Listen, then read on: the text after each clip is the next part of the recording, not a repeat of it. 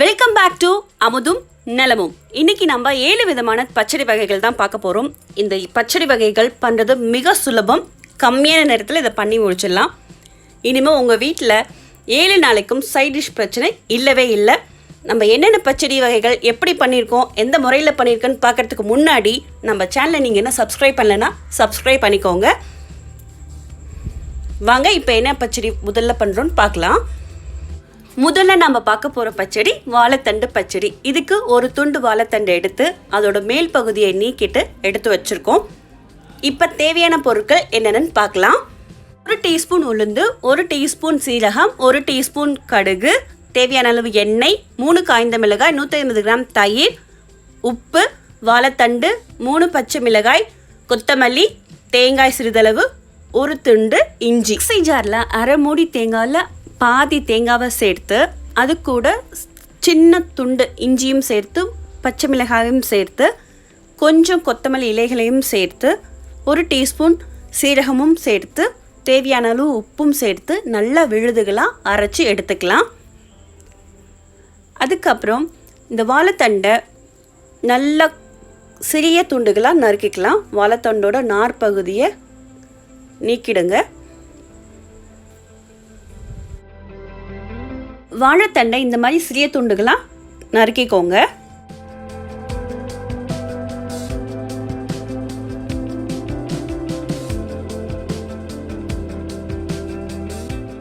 வாழைத்தண்டை சிறிய துண்டுகளாக நறுக்கியாச்சு. இப்போ அரைத்த இந்த விழுதை வாழைத்தண்டு கூட சேர்த்துடலாம்.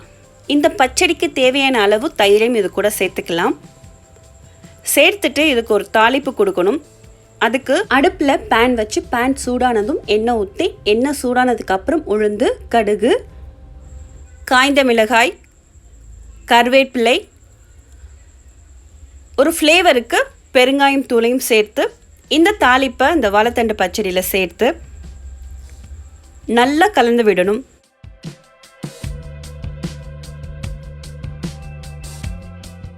நல்லா கலந்து விட்டுட்டு தேவைன்னா இன்னும் கொஞ்சம் தயிர் சேர்த்துக்கோங்க.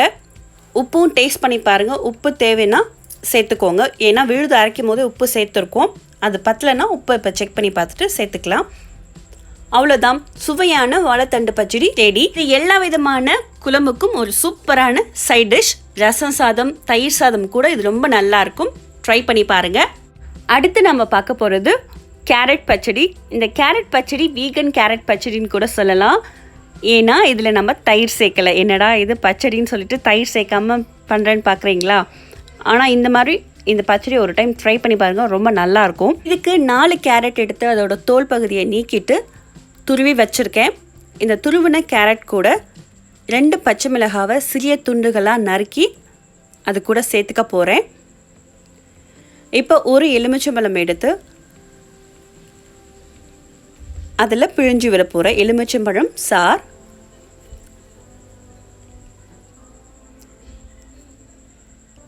இப்போ தேவையான அளவு உப்பு சேர்த்து நல்லா மிக்ஸ் பண்ணி விட வேண்டியதான். மிக்ஸ் பண்ணிவிட்டு இதை கொஞ்சம் இன்னும் ஃப்ளேவராக ஆக்கிறதுக்கு ஒரு தாளிப்பு கடுகு, உளுந்து, கருவேப்பிலை சேர்த்து இந்த தாளிப்பை அந்த கேரட் பச்சடி மேலே சேர்த்து நல்லா மிக்ஸ் பண்ணி விட்டால் கேரட் பச்சடி ரெடி. இந்த கேரட் பச்சடி காரக்குழம்புக்கு ஒரு அல்டிமேட்டான சைட் டிஷ்.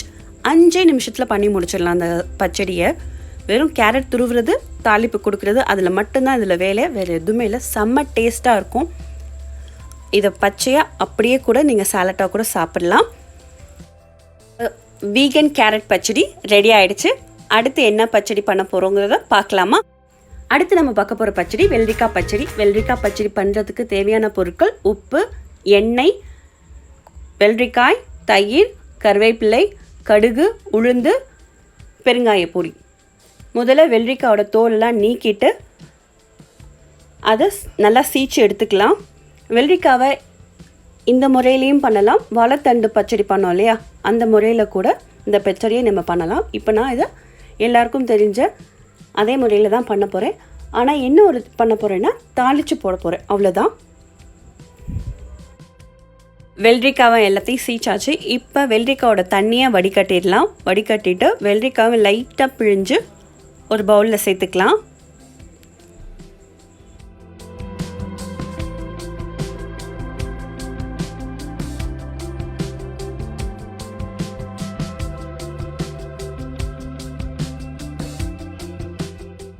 சீச்சு வச்சுருக்க இந்த வெள்ளரிக்காய் கூட தேவையான அளவு உப்பு சேர்த்து கூடவே தயிர் சேர்த்து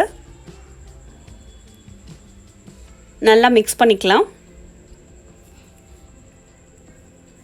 நல்லா மிக்ஸ் பண்ணிவிட்டு இப்போ ஒரு தாளிப்பு கொடுக்க போகிறோம். அடுப்பில் ஒரு பாத்திரத்தில் எண்ணெய் ஊற்றி எண்ணெய் காஞ்சதும் உளுந்து, கடுகு, கருவேப்பிலை சேர்த்து ஒரு ஃப்ளேவருக்கு பெருங்காயம் தூளையும் சேர்த்து இந்த தாளிப்பை வெள்ளரிக்காய் பச்சடி மேலே சேர்க்க போகிறோம். இந்த பெருங்காயம் ஃப்ளேவர் இந்த வெள்ளரிக்காவுக்கு அமேசிங்காக இருக்குங்க. ரொம்ப டேஸ்ட்டாக இருக்கும் பெருங்காயம் இதில் போடுறதுனால. இப்போ நல்லா மிக்ஸ் பண்ணி விட்டால் நம்மளோட வெள்ளரிக்காய் தயிர் பச்சடி ரெடி.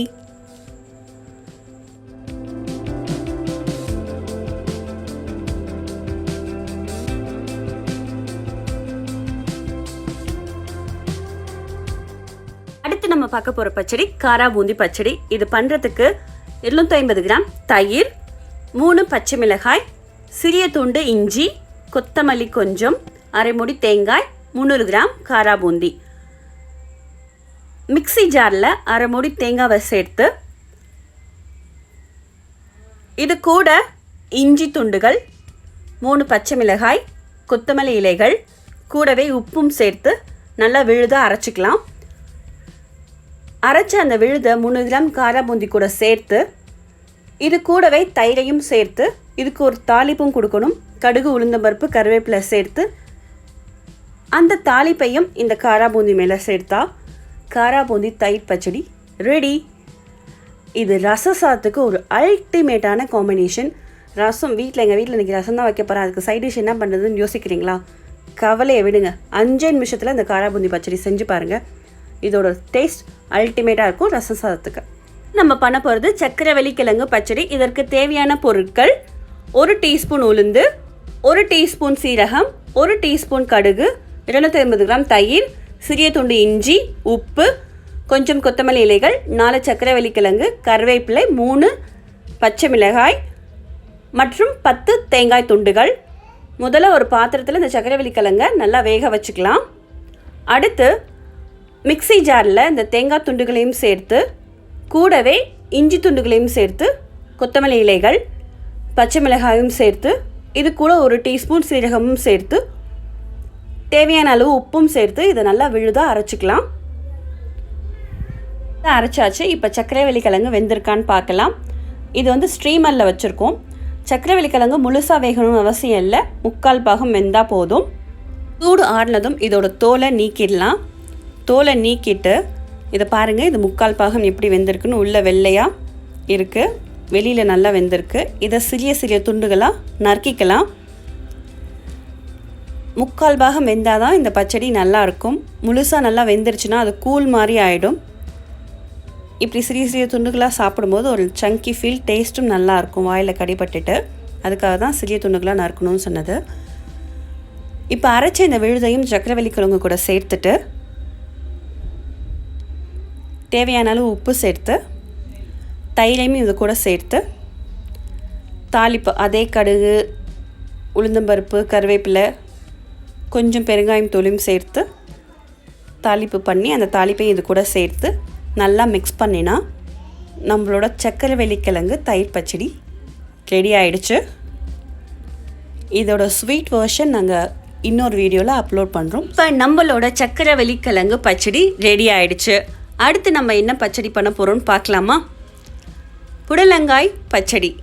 இந்த புடலங்காய் பச்சடி என்னோடய ஃபேவரெட்டுங்க. புடலங்காவில் பச்சடி பண்ணி இவ்வளோ டேஸ்ட்டாக இருக்கும் நான் எதிர்பார்க்கவே இல்லை. அல்டிமேட்டாக இருந்துச்சு. வாங்க எப்படி பண்ணுறதுன்னு பார்க்கலாம். இப்போ அடுப்பில் பேன் வச்சு இந்த பேன் சூடானதுக்கப்புறம் தாளிக்கிறதுக்கு தேவையான அளவு எண்ணெய் விட்டு எண்ணெய் சூடானதும் உளுந்தம்பருப்பு, கடுகு இது ரெண்டும் நல்லா பொரிப்பட்டதுக்கு அப்புறம் 1 டீஸ்பூன் சீரகம் நல்லா வறுத்துட்டு கருவேப்பிலையும் சேர்த்து இது கூட நம்ம எல்லாத்தையும் சேர்த்து வதக்க போகிறோம். பச்சை மிளகாயும் சேர்த்து வதக்குறோம். இப்போ இந்த புடலங்காவை கழுவி நல்ல சிறிய சிறிய துண்டுகளாக இந்த மாதிரி நறுக்கி வச்சுருக்கேன். ரொம்ப சின்ன சின்ன துண்டுகளாக நறுக்கி வச்சுருக்கேன் நீள்வாகில். நறுக்கி வச்சுனா அந்த புடலங்காயும் இது கூட சேர்த்துட்டு இந்த புடலங்காய் வேகிறதுக்காக உப்பு சேர்த்துக்கிறேன். உப்பு சேர்த்து இந்த புடலங்காய் நல்லா டிரான்ஸ்பரண்ட் கலரில் வரணும். வந்ததுக்கு அப்புறம் தேங்காய் துருவல் இது கூட சேர்த்துருக்கேன். தேங்காய் துருவலையும் இது கூட சேர்த்துட்டு இப்போ கொத்தமல்லி இலைகளையும் இது கூட சேர்த்து நல்லா வதக்கணும். எல்லாம் நல்லா வதங்கிடுச்சு. இந்த சைடு ஒரு பவுலில் இந்த பச்சடிக்கு தேவையான அளவு தயிரை சேர்த்துக்கிறேன். தயிர் சேர்த்துட்டு வதக்கின இந்த புடலங்காய் மிக்ஸை தயிர் கூட சேர்த்து நல்லா மிக்ஸ் பண்ண வேண்டியதாக நம்மளோட புடலங்காய் பச்சடி ரெடி ஆகிடும். இந்த புடலங்காய் பச்சடியை நீங்கள் சக்கரவள்ளி கிழங்கு பச்சடி மாதிரி கூட பண்ணலாம். இந்த புடலங்காய் பச்சடியும் எல்லா விதமான குழம்பு வகைகளுக்கும் ஏற்ற ஒரு பச்சடி. இது ட்ரை பண்ணி பாருங்கள். ட்ரை பண்ணி பார்த்துட்டு உங்களோட கமெண்ட்ஸை எங்களுக்கு ஷேர் பண்ணுங்கள். நம்மளோட புடலங்காய் பச்சடி ரெடி ஆகிடுச்சு. இப்போ கடைசியாக என்ன பச்சடி பண்ண போகிறோன்னா கத்திரிக்காய் பச்சடி.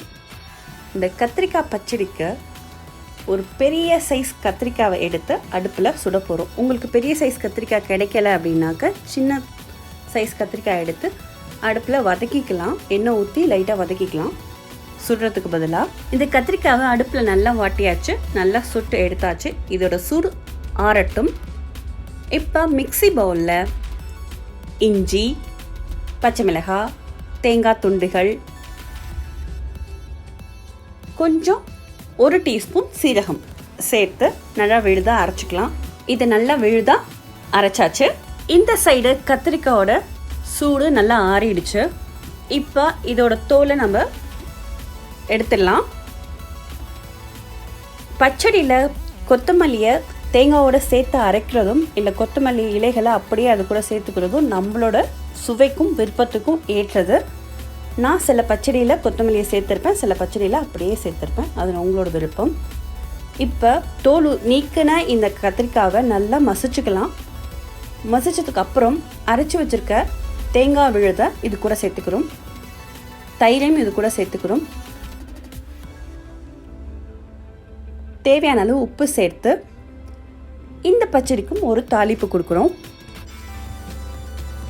எப்போதும் போல் அடுப்பில் கடாயை வச்சு கடாயில் எண்ணெய் ஊற்றி எண்ணெய் காஞ்சதும் கடுகு, உளுந்து, கருவேப்பிலை, கொஞ்சம் பெருங்காயத்தூள், கூடவே கொத்தமல்லி இலைகளையும் இது கூட நான் சேர்த்துக்கிறேன். சேர்த்து நல்லா வதக்கிட்டு இந்த தாளிப்பை கத்திரிக்காய் பச்சடியில் சேர்த்து நல்லா மிக்ஸ் பண்ணினா நம்மளோட கத்திரிக்காய் தயிர் பச்சடி ரெடி ஆகிடும். சேர்த்தாச்சு. இப்போ நல்லா மிக்ஸ் பண்ணிக்கலாம். நம்மளோட கத்திரிக்காய் தயிர் பச்சடி ரெடி ஆகிடுச்சு. இந்த பச்சடி எல்லாம் உங்களுக்கு பிடிச்சிருந்ததுன்னா நீங்கள் வீட்டில் ட்ரை பண்ணிங்கன்னா எங்களுக்கு கமெண்ட்ஸில் ஷேர் பண்ணுங்கள்.